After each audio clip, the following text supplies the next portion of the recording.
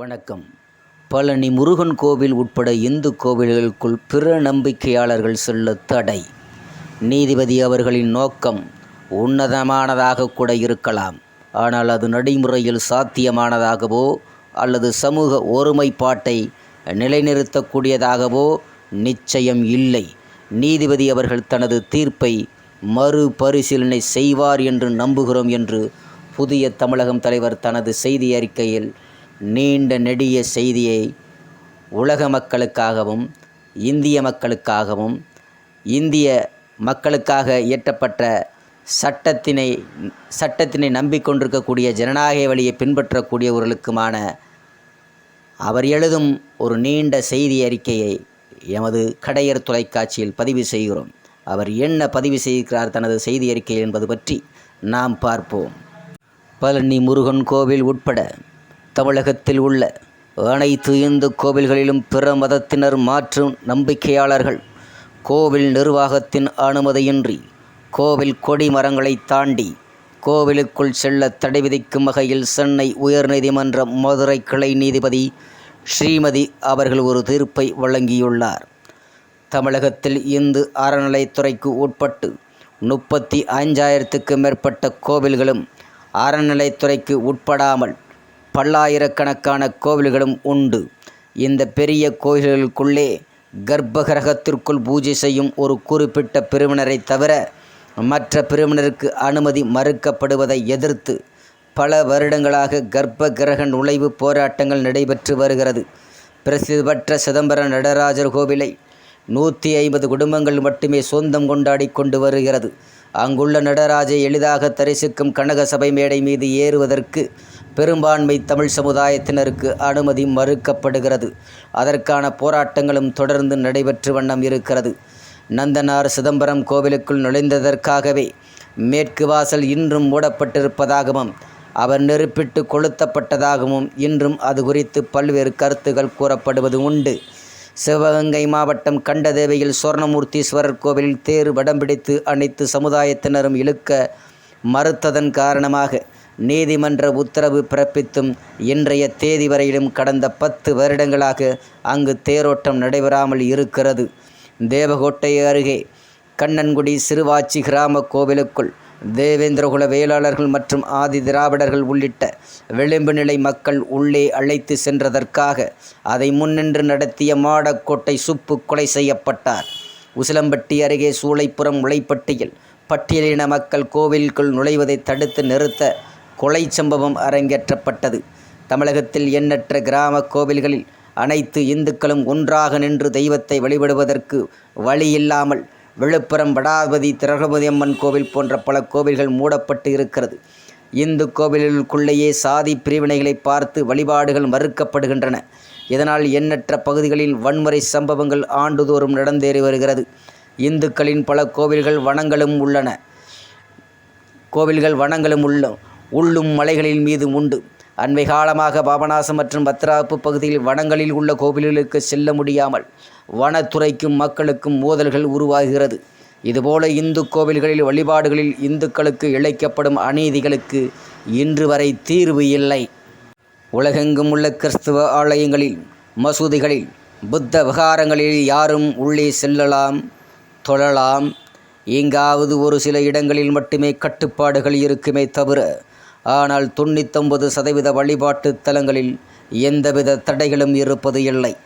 Japan, Thailand, கிழக்கு ஆசிய நாடுகளில் புத்த ஆலயங்களில் யார் வேண்டுமானாலும் உள்ளே சென்று அந்த ஆராதனைகளில் கலந்து கொள்ளலாம். ரோம் செல்லக்கூடியவர்கள் அனைவரும் போப்பை சந்திக்கிறார்கள். அவர்கள் அனைவரும் கிறிஸ்தவர்களாக இருக்க வேண்டும் என்ற கட்டாயமும் இல்லை. தாய்லாந்தில் புத்தரை அனைவரும் வழிபடுகிறார்கள். அவர்கள் அனைவரும் புத்தராக இருக்க வேண்டும் என்ற அவசியமும் இல்லை. யாரும் சான்றிதழ் பெற்று தான் உள்ளே செல்ல வேண்டும் என்ற விதிகளும் இல்லை. இந்து மதம் என்பது பிற நம்பிக்கையில் இருந்து வேறுபட்டது. இயேசு, புத்தர், நபிகள் போன்று இந்து மதத்தில் ஒற்றை தெய்வமும் இல்லை, ஒற்றை அடையாளமும் இல்லை, வழிபாட்டு முறையும் இல்லை. இந்து மதத்தில் சிவன் உண்டு, பார்வதி உண்டு, முருகன் உண்டு, காளியம்மன் உண்டு, மாரியம்மன் உண்டு மற்றும் பல இஷ்ட தெய்வங்களும் உண்டு. கோவிலில் நுழைவு போராட்டங்கள் பல பகுதிகளில் சமூக விடுதலை போராட்டங்களாகவே நடைபெற்று இருக்கிறது. அது வேறு மதத்திற்கான தடை அல்ல. இந்துக்களிலேயே உயர்வு தாழ்வு கற்பித்து உருவாக்கப்பட்ட பேதங்கள், அவைகள் சட்ட போராட்டங்கள் மூலமாகவே சமூக மக்களுக்கிடையே ஏற்பட்ட விழிப்புணர்வுகள், கோயில் நுழைவுகள் இப்பொழுது எளிதாகி இருக்கிறது. எனினும் எல்லா கிராம கோவில்களும் மற்றும் தனியார் மற்றும் இந்து அறநிலைத்துறைக்கு உட்பட்ட அனைத்து கோவில்களிலும் தீண்டாமை பாகுபாடும் ஒடுக்கல்களும் முற்றாக குறைந்தபாடில்லை. இந்த வேறுபாடுகளே பிற மதங்கள் தலைக்க காரணமாக அமைகிறது. நாம் அறிந்த வரையிலும் பழனி முருகன் கோவில் உட்பட தமிழகத்தில் உள்ள எந்த கோவில்களுக்குள்ளும் பிற மதத்தை சார்ந்தவர்கள் அடாவடியாக உள்ளே நுழைந்தார்கள் என்றோ அவர்களால் பிரச்சனைகள் உருவாகிறது என்றோ பெரிய புகார்கள் எதுவும் எழவில்லை. அண்மையில் சென்னிமலையில் உருவான பிரச்சனை என்பது வேறு. எனவே வேறு எந்த மதத்தை சார்ந்தவர்களும் இந்து மதத்திற்குள் கோவிலுக்குள் நுழைந்தார்கள், அதனால் பிரச்சனைகள் உருவாகின்ற என்ற புகார்கள் பெரிய அளவிற்கு இல்லாதபோது பிற மதத்தினருக்கு தடை விதிக்க வேண்டும் என்ற உத்தரவு தற்போது பிறப்பிக்க வேண்டிய அவசியம் ஏன் வந்தது என்று தெரியவில்லை. பழனி முருகன் கோவில் உட்பட இந்து ஆலயங்களில் உள்ள வணிக வளாகங்களை பிற நம்பிக்கையாளர்கள், பிற மதத்தினர் பலரும் ஆக்கிரமித்து கொள்ளுகிறார்கள் என்ற பிரச்சனையை தொடர்ந்து நிலவி வருகிறது. அதை வேறு விதமாகத்தான் அணுக வேண்டுமே தவிர வழிபாட்டுடன் சேர்த்து குழப்பக்கூடாது. அதேபோல இந்து கோவிலுக்குள் விதிகள் இருந்தாலும் கூட சமூக நல்லிணக்கம் ஒற்றுமை கருதி தற்போது அதை நடைமுறைப்படுத்த வேண்டிய அவசியமும் இல்லை என்பதே அனைவரின் கருத்தாக இருக்கிறது. எனவே முதலில் சரி செய்ய வேண்டியது கிராம கோவில்கள், தனியார் கோவில்கள், அறநிலைத்துறைக்கு உட்பட்ட கோவில்களில் எந்தவித சாதிய பாகுபாடுகளுமின்றி எல்லோருக்கும் சரிசமமாக தெய்வங்களை வணங்குவதற்கும் கர்ப்பகிரகத்துக்குள் செல்வதற்கும் உண்டான உரிமையும் பாதுகாப்பையும் நீதிமன்றங்கள் உறுதி செய்ய வேண்டும்.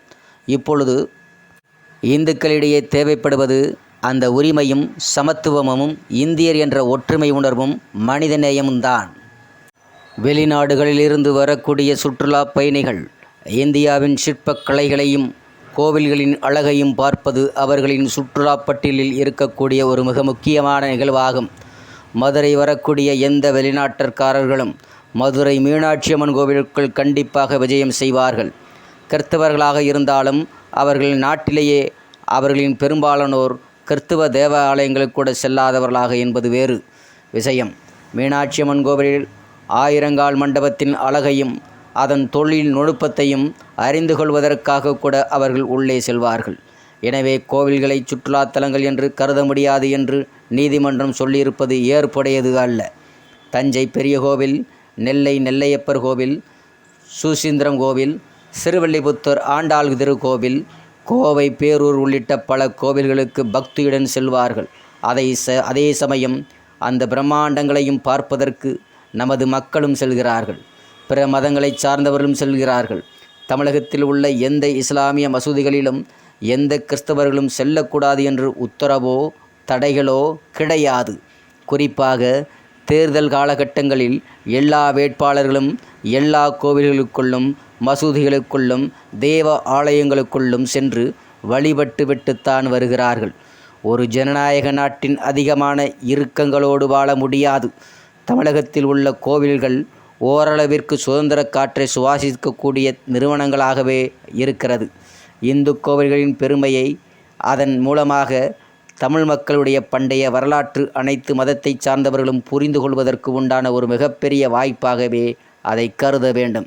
அதை விடுத்து பிற நம்பிக்கையாளர்களை தடுத்து நிறுத்த ஒவ்வொரு இந்து கோவில் கொடிமரங்களுக்கும் அருகாமையில் யாரை நிறுத்துவது, உள்ளே செல்ல அனுமதிக்கு எப்படி விண்ணப்பிப்பது, அனுமதி கொடுப்பது யார், இவையெல்லாம் எவ்விதத்தில் சாத்தியம் என தெரியவில்லை. கோயிலுக்குள் ஒரு அதிகாரி இருப்பார். அவரால் வரக்கூடிய பல்லாயிரக்கணக்கான பக்தர்களை அடையாளம் கண்டு இவர் இந்து மதத்தை சார்ந்தவர் சாராதவர் என பிரித்து பார்த்து அவர்களை வேற்று மதத்தினர் என்று கண்டறிந்து அவர்களிடத்தில் விளக்கம் கேட்டு அவர்களிடத்தில் அனுமதி கடிதம் எப்படி பெற முடியும்? இவையெல்லாம் நடைமுறையில் சாத்தியமாகுமா? அவசியமா? நீதிபதி அவர்கள் ஏதோ ஒரு முக்கியமான விஷயத்தில் மனதில் வைத்து இந்த உத்தரவு பிறப்பித்ததாக தெரிகிறது. அவருடைய நோக்கம் உன்னதனமானதாக கூட இருக்கலாம். ஆனால் அது நடைமுறையில் சாத்தியமானதாகவோ அல்லது சமூக ஒருமைப்பாட்டை நிலைநிறுத்தக்கூடியதாகவோ நிச்சயம் இல்லை. இதுபோன்ற நடைமுறைகள் சமூகங்களுக்கிடையே மீண்டும் பிளவுகளை உண்டாக்கக்கூடிய சூழல்களைத்தான் உருவாக்குமே தவிர சாதி, மதங்கள், இனங்கள், மொழிகள் தாண்டி சமூக நல்லிணக்கத்தை வலுப்படுத்தக்கூடிய செயலாக இருக்காது. கோவிலுக்குள் அனைவரும் செல்ல அனுமதிக்கப்பட வேண்டும். இதில் இந்து அல்லாதவர் என்ற பிளவுபடுத்தி சமுதாயத்தை மீண்டும் துண்டாட வேண்டிய அவசியமோ, கோவில்களில் நிலவும் வணிக வளாக பிரச்சனைகளையும் வழிபாட்டையும் ஒன்றாக்கி பார்க்க வேண்டிய அவசியமோ இல்லை என்று கருதுகிறேன். பிற மதத்தினர் கோவில் கொடிமரத்தை தாண்டி உள்ளே வர அனுமதி பெற வேண்டும் என்பதை காட்டிலும் கேரளாவில் உள்ள குருவாயூரப்பர் கோவிலில், திருச்செந்தூர் முருகன் கோவிலைப் போல அனைத்து இந்து கோவில்களுக்குள்ளும் ஆடை கட்டுப்பாடுகளை கொண்டு வருவது ஓரளவிற்கு கோவில்களின் தூய்மைகளையும் உன்னதத்தையும் மேம்படுத்துவதாக கூடியதாகவும் அங்கே வரக்கூடியவர்கள் ஆன்மீக நோக்கத்தோடு வர வேண்டும் என்பதையும் உறுதி செய்யும். எனவே நீதிபதி அவர்கள் தன்னுடைய தீர்ப்பை மறு பரிசீலனை செய்வார் என்று நம்புகிறோம் என்று புதிய தமிழகம் தலைவர் டாக்டர் ஐயா கிருஷ்ணசாமி அவர்கள் தனது நீண்ட செய்தி அறிக்கையில் பழனி முருகன் கோவிலில் இந்துக்கள் மட்டுமே உள்ளே நுழைய வேண்டும், பிற மதத்தவர்கள் உள்ளே நுழையக்கூடாது என்ற அந்த நீதிமன்ற உத்தரவு குறித்து புதிய தமிழகம் தலைவர் அது கூடாது, சமூக நல்லிணக்கம்தான், மனிதநேயம்தான் வேண்டும் என்று புதிய தமிழகம் தலைவர் டாக்டர் கிருஷ்ணசாமி அவர்கள் இந்திய ஜனநாயக மக்களுக்கு ஒரு நீண்ட நெடிய இதுபோன்ற ஒரு தெளிவான செய்தி அறிக்கையை, தமிழகத்தில் இருக்கக்கூடிய அரசியல் தலைவர்களில் இதுபோன்று தெளிவான செய்தி அறிக்கையை பதிவு செய்வது தமிழக அரசியல் தலைவர்களில் சிறந்த அரசியல் தலைவர் டாக்டர் கிருஷ்ணசாமி என்பதை அவர் விடுத்திருக்கக்கூடிய இந்த அறிக்கையின் மூலம் தெளிவாகிறது. ஆக சிறந்த அரசியல் தலைவர் புதிய தமிழகம் தலைவர் டாக்டர் கிருஷ்ணசாமி என்பதை யாராலையும் மறுக்க முடியாது என்பதை பதிவு செய்கிறோம். நன்றி. வணக்கம்.